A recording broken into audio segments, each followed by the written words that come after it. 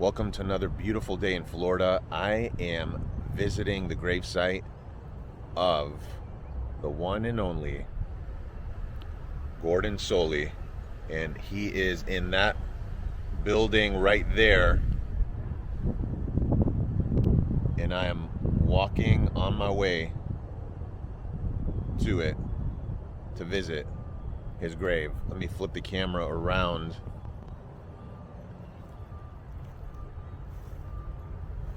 And there it is right there. This thing is called Chimes Tower Cremation Garden.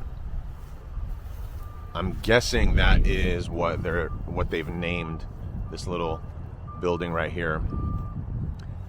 But Gordon Solie was probably, I would say, the best announcer, the best wrestling announcer that there ever was. Right up there with Jim Ross. And his story is very interesting. I mean, he worked in a lot of wrestling promotions throughout the years. And me, as a little kid growing up in the 80s, that's all I remember. The voice of wrestling was Gordon Solie.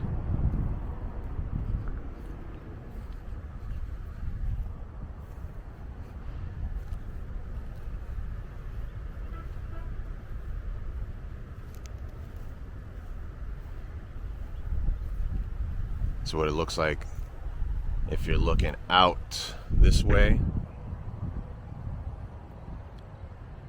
into the rest of the cemetery.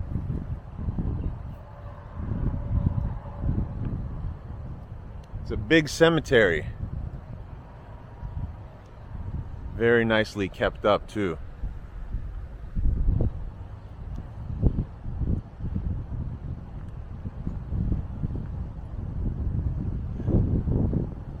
Gordon Solie, he would ask the wrestlers back in the day to perform the wrestling moves that they executed inside of the ring on him. He wanted to know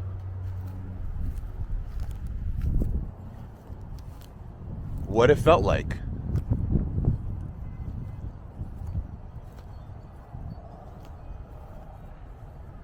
to get suplexed, to get body slammed, big elbow off the top rope,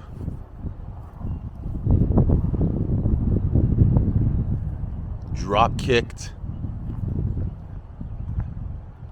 Yeah, he was a fascinating guy.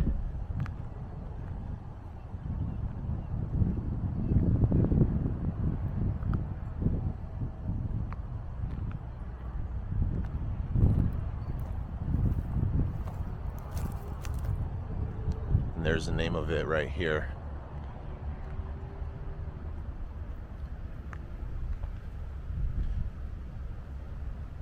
And if I'm not mistaken, I think he's inside of the building.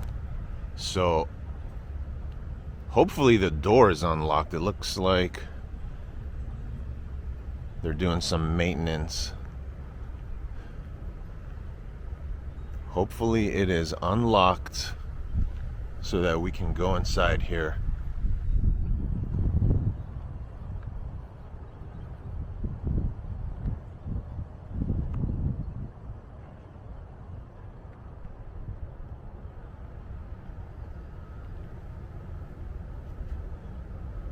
Jim Ross inducted Gordon Solie into the WWE Hall of Fame in 2008.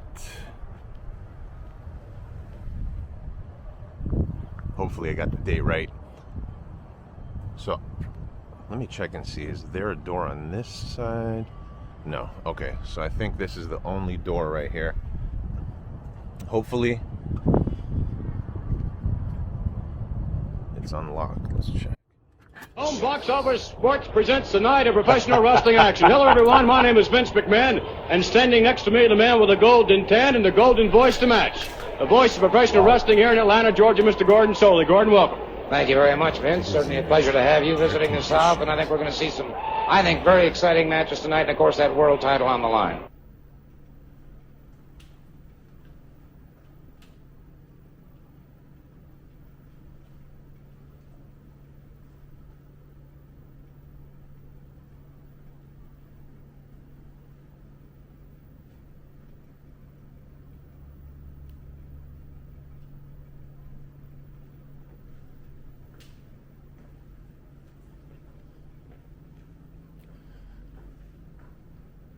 Okay, so I am looking for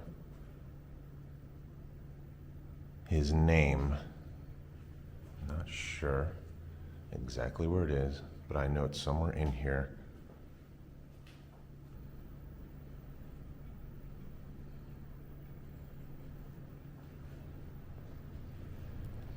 Gordon Solie's last announcing job would have been a pay-per-view event called Heroes of Wrestling in 1999, but he couldn't make it because his health was failing, and not long after that he was diagnosed with cancer. And oddly enough, they removed his vocal cords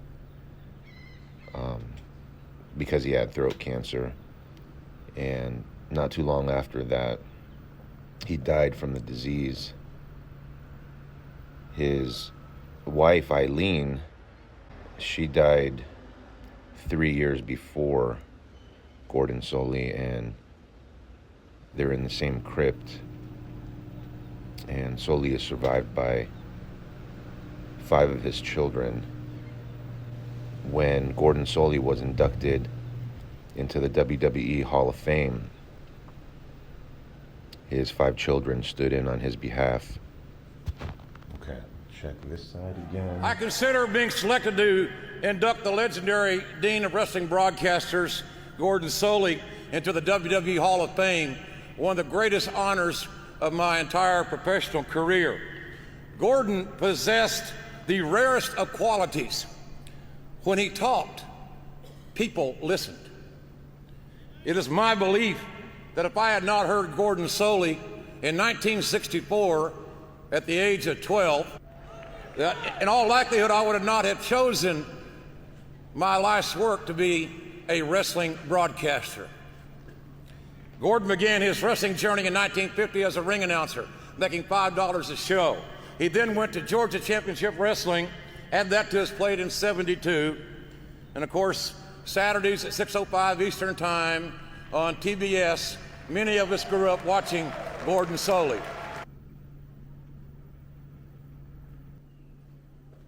And there he is. All right. Whew.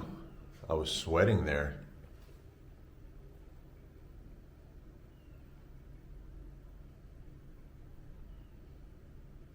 There's the man right there. The greatest wrestling announcer of all time, Gordon Solie.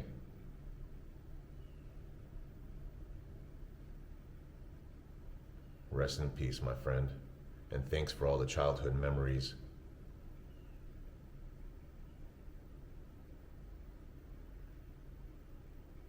And as Gordon Solie would say, so long from the Sunshine State.